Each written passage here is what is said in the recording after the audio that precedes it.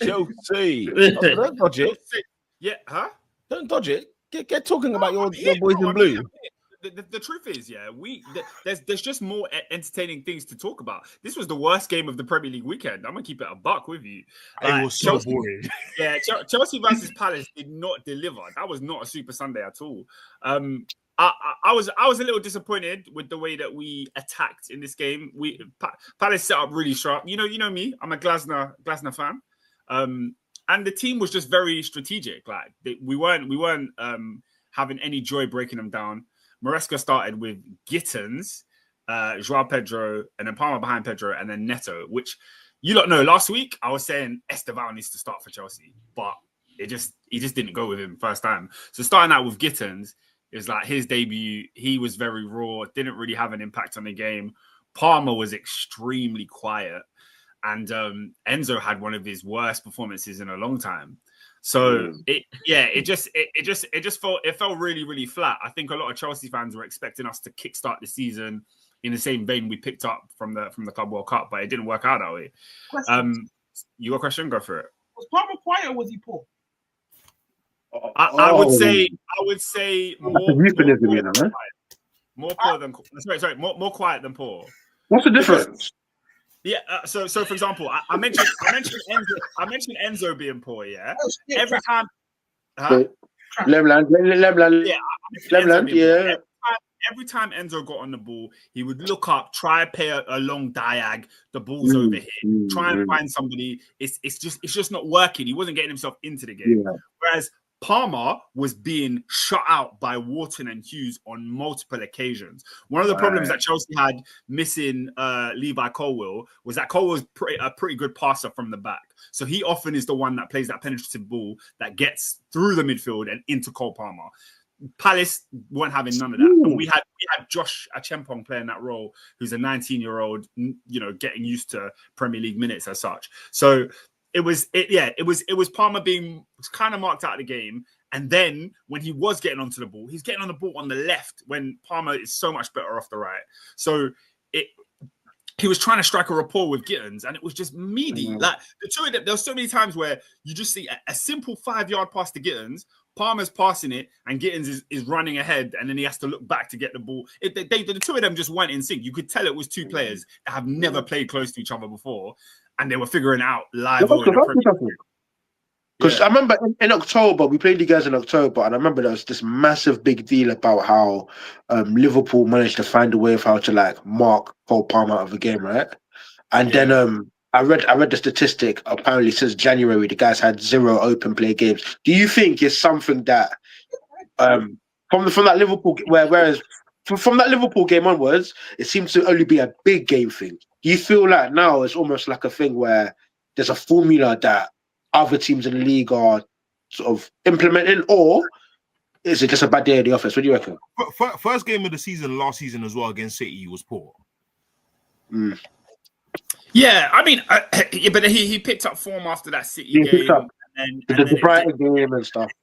After, I would say, there was a large period of the season, just midway through December, January, where Chelsea were just shocking.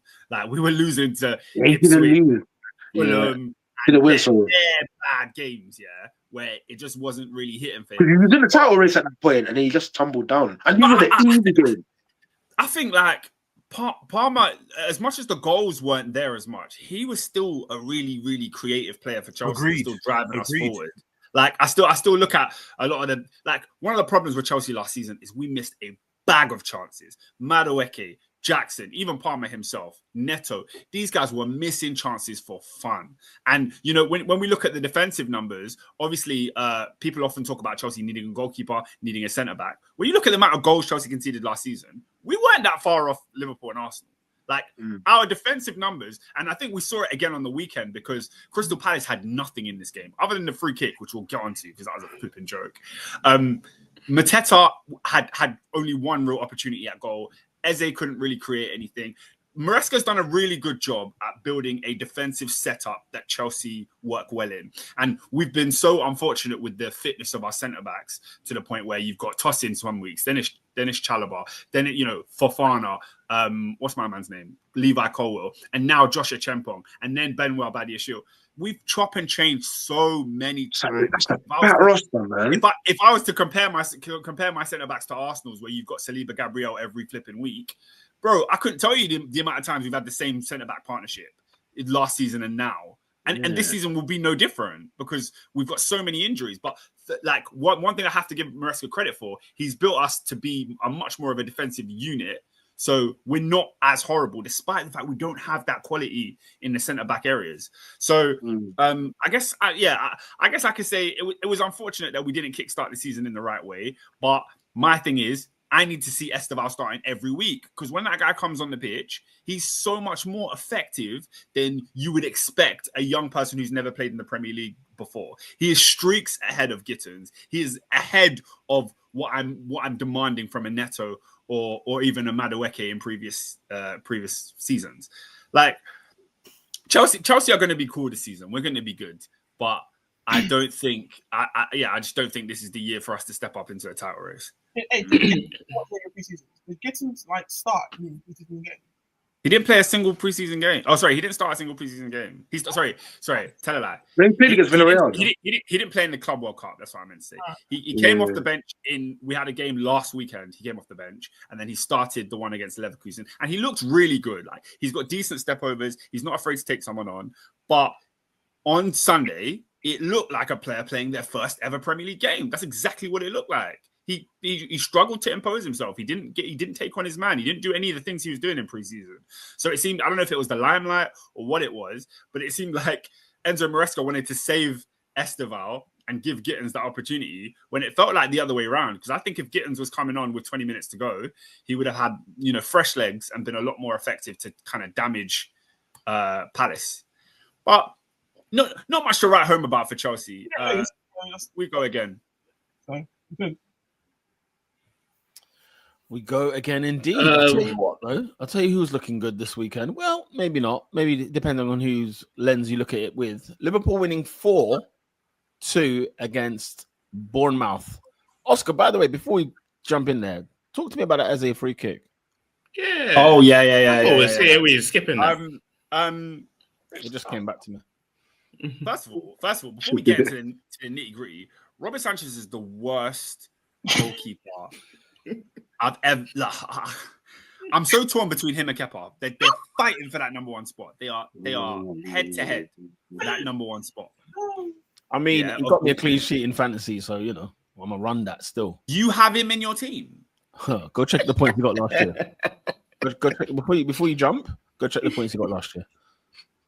That Bournemouth game, clean sheet and a penalty. He's so bad. He's so bad. Like Robin was saying that Bayern Deer is what cost Man United the win. I kid you not, Sanchez was worse than him on Sunday. He was worse.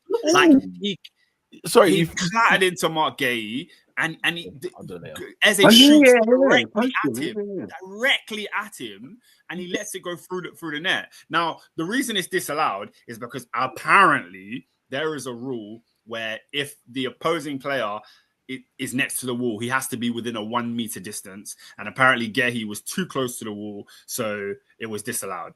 Ever since then, I've seen a bunch of comps on Twitter of hella free kicks where defenders are close to the wall. So this rule, if it was a rule, I've seen man in the wall. I think the technicality will be saying that some of those ones were technically speaking the ball was hit and Gehi was really. It's nonsense. It's one of those rules that are technically right, but it's like be serious. It's not like it. Do you know what? And if it's right, do it next week. Listen, Ernest. And the week after that. Game week 1, we have a new rule that has been brought in. No one's going to give 8 cans of shark manure over the next 5 weeks. You know what it is? I need one team to take one for the league.